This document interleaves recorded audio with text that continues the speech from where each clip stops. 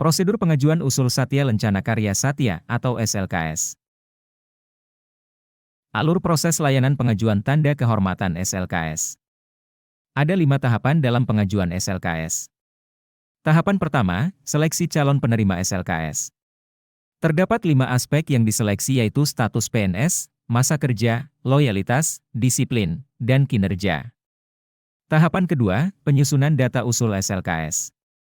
Data usul dibuat dalam bentuk file Excel, sesuai dengan format yang telah ditentukan. Tahapan ketiga, penyiapan dokumen persyaratan.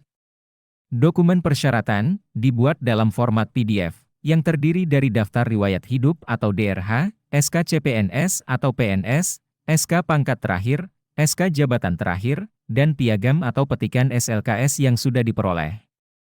Tahapan keempat, pengajuan usul SLKS. Usul diajukan melalui aplikasi Siola, dengan melampirkan beberapa dokumen yaitu, surat usul, lampiran surat usul berupa tabel data usul, serta tautan berkas persyaratan. Dan pada tahapan terakhir, pengelola dapat melakukan kegiatan pengambilan dan penyematan SLKS. Perhitungan masa kerja. Pada perhitungan masa kerja reguler, masa kerja dihitung sejak seorang warga negara Indonesia diangkat menjadi calon pegawai negeri sipil, atau CPNS. Sementara itu, bagi PNS yang pernah dijatuhi hukuman disiplin tingkat sedang, atau berat, atau pernah mengambil cuti di luar tanggungan negara atau CLTN, maka penghitungan masa kerjanya dimulai sejak TMT berakhirnya hukuman disiplin, atau TMT kembali bekerja di instansi. Usul SLKS bagi PNS yang telah memiliki masa kerja melebihi 1 atau 2 tingkat masa kerja SLKS. Dalam hal PNS telah memiliki masa kerja 20 tahun atau 30 tahun, namun belum memperoleh tanda kehormatan SLKS 10 tahun atau 20 tahun, maka harus diusulkan untuk mendapatkan tanda kehormatan SLKS 10 tahun atau 20 tahun terlebih dahulu. Sementara itu, dalam hal PNS telah memiliki tanda kehormatan Satya Lencana Karya Satya, 1 atau 2 tingkat lebih tinggi di atasnya, maka tidak dapat diusulkan tanda kehormatan SLKS pada tingkat yang lebih rendah. Format data usul. Terdapat beberapa ketentuan dalam pembuatan data usul. Yang pertama, usulan tanda kehormatan Satya Lencana Karya Satya dikelompokkan berurutan berdasarkan tahun tertinggi, yaitu 30 tahun, 20 tahun, dan 10 tahun. Kedua, dari masing-masing kelompok atau jenis tanda kehormatan Satya Lencana Karya Satya disusun berurutan berdasarkan pangkat tertinggi. Ketiga, penulisan nama PNS dan nama jabatan wajib menggunakan huruf besar dan kecil. Keempat, penulisan gelar pendidikan menggunakan ejaan yang sesuai ejaan bahasa Indonesia yang disempurnakan atau EYD. Kelima, nama jabatan harus dilengkapi dengan nama kabupaten atau kota, dan nama provinsi, dengan panjang maksimal 228 karakter termasuk spasi. Keenam, nama provinsi, atau kabupaten, atau kota, harus menggunakan singkatan yang umum digunakan. Dan terakhir, untuk usul SLKS 30 tahun, dan 20 tahun, wajib dilengkapi dengan data kepres SLKS yang sudah diperoleh. Berikut, contoh format penulisan data usul yang benar.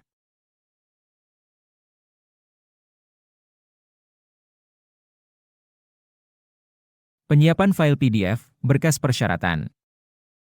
Dokumen persyaratan dibuat dalam format PDF yang terdiri dari 1. Daftar riwayat hidup atau DRH. 2. SK CPNS atau PNS. 3. SK pangkat terakhir. 4. SK jabatan terakhir. Dan 5. Piagam atau petikan SLKS yang sudah diperoleh. Seluruh file PDF diberi nama file dengan nomor urut dan nama PNS yang diusulkan sesuai dengan urutan pada tabel data Excel.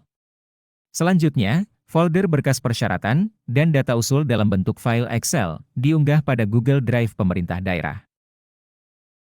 Daftar riwayat hidup singkat atau DRH singkat. Terdapat beberapa ketentuan dalam penyusunan DRH singkat, yaitu: pertama, pada kolom nama lengkap harus diisi sesuai dengan berkas pendukung, berikut dengan gelar bila ada. Kedua, pada kolom NIP, diisi dengan NIP 18 digit. Ketiga, pada kolom NIP lama, diisi untuk pegawai yang memiliki NIP lama, 9 digit. Keempat, pada kolom pangkat dan jabatan terakhir, diisi dengan pangkat dan nama jabatan terakhir, beserta nomor dan tanggal SK jabatan. Kelima, pada kolom tanda kehormatan yang sudah dimiliki, harus diisi dengan nama SLKS, nomor, dan tanggal kepres yang pernah didapatkan.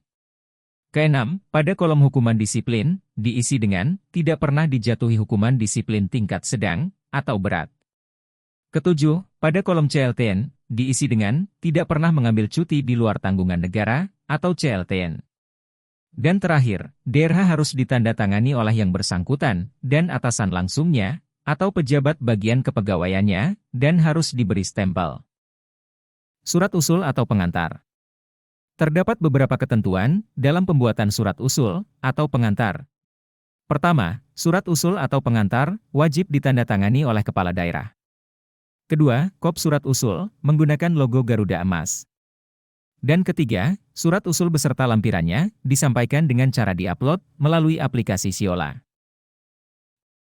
Lampiran surat usul atau pengantar. Ada dua ketentuan dalam penyusunan lampiran surat usul atau pengantar.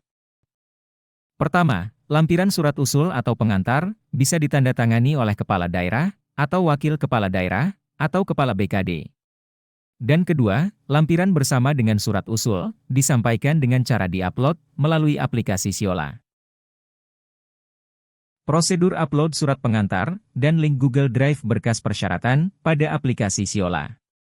Pertama, login dengan menginput username dan password yang telah diberikan oleh admin SLKS Pusat Kemendagri.